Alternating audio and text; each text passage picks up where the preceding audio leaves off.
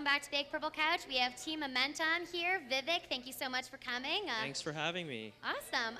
Tell us a little bit about your duties right now. You are an affiliate. Do you think you have the upper hand in this debate run?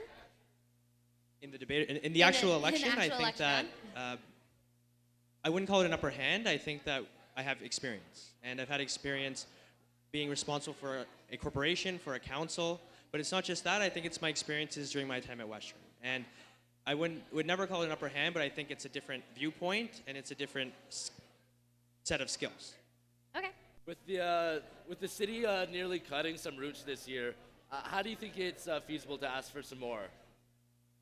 I think right now what's happening is that the LTC or the city is forcing LTC to cut routes. They're forcing students to really not have the opportunity to actually get themselves around campus, around the city. And we are taxpayers, we do pay rent, and I think we're a large stakeholder. And I think our platform is saying that we need to be at the table and we need to really be a voice for students.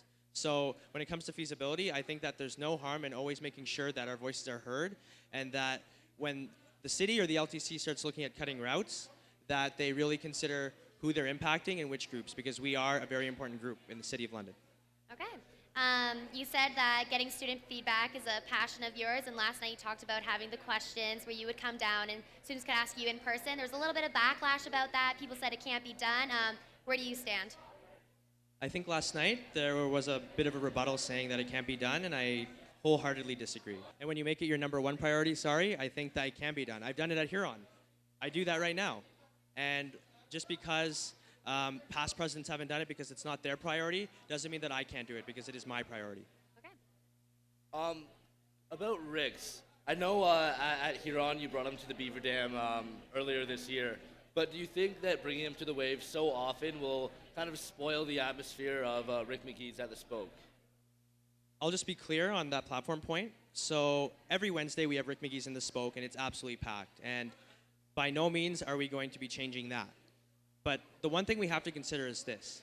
Every year there are around 6,000 first-year students who come to Western, and we talk about the Western experience, and we talk about all these different things, including Rick McGee's. But we don't tell them is that it's 19 plus. They always have to find out and be disappointed. And let's look at having more all ages events. Let's look at having Rick McGee. Let's look at putting him in the Spoke, or in the Wave, upstairs. Maybe a few times a semester. I don't think that'll spoil anything. I think that'll open up the student experience so that people can actually enjoy it, and people can be part of that Western experience and not just have to hear about it from the outside because they're not 19. Fair enough, fair enough. One thing that really struck our attention in your platform was the Code Blue emergency app. Now, we just wanted to know, have you actually talked to Campus Place or Lennon Place about this, or is this just something you've had an idea about?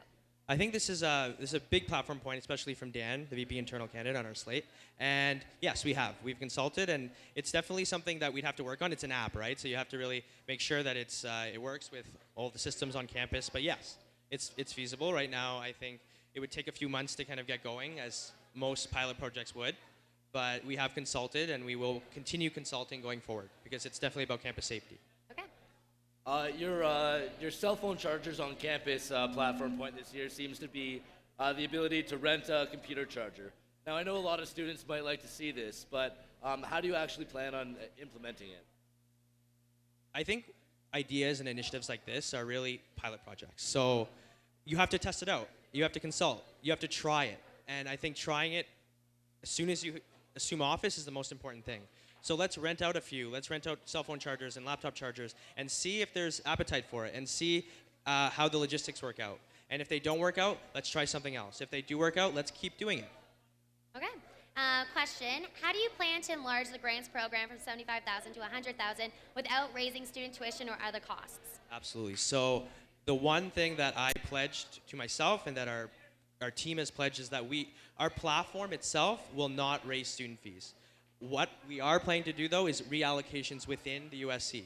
And that will look at our PVPs, that will look at the initiative lines, and looking at things like the speaker's budget. I think the speaker's budget could be smaller. I think that we can reallocate from there. If we were to be elected, we would talk to Tony, the VP Finance currently, and his executive about what can be reallocated to adjust to our platform and to really benefit students. Okay. Last night you said, look beyond the trinkets and the things that don't matter at the end of the day. Can you explain what you meant by that?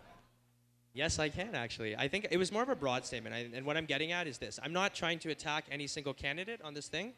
Everybody has trinkets on their platform. Everybody has those little things on their platform which people will automatically like. It's the things you'll see right away. It's the things that will you can see the change and you can know that there's progress. But what we're saying is that look at our visions, look at our philosophy, look at what we stand for, because when you start making decisions, some of those things won't be on platforms. Some of the things that come up during the year, you can't foresee. So if you really want to elect someone who will represent you, start looking beyond the things that are instant. Stop looking at the things like cell phone chargers or earplugs in the library or things just like that. I think that we really need to go deeper. We really need to push and raise the bar. All right. Last question I'm going to ask you, which I've asked two of the three. If you had to pick someone from any other slate, it can be any position, who would you pick and why? So there's one person who I've been very impressed with over the past few days, and I think that Amir is a great guy. I think that he has had a fantastic few days, and he does have a very strong voice for students. Of course, I'm very much behind Amy, but I know that Amir is also doing very well, and I think he'd be a great imaginary or like a fantasy person on my slate. So. A very humble answer. All right, thank you so much for being on the couch today, or chairs. Thank you for having me. And good luck in the rest of the elections. Thank you.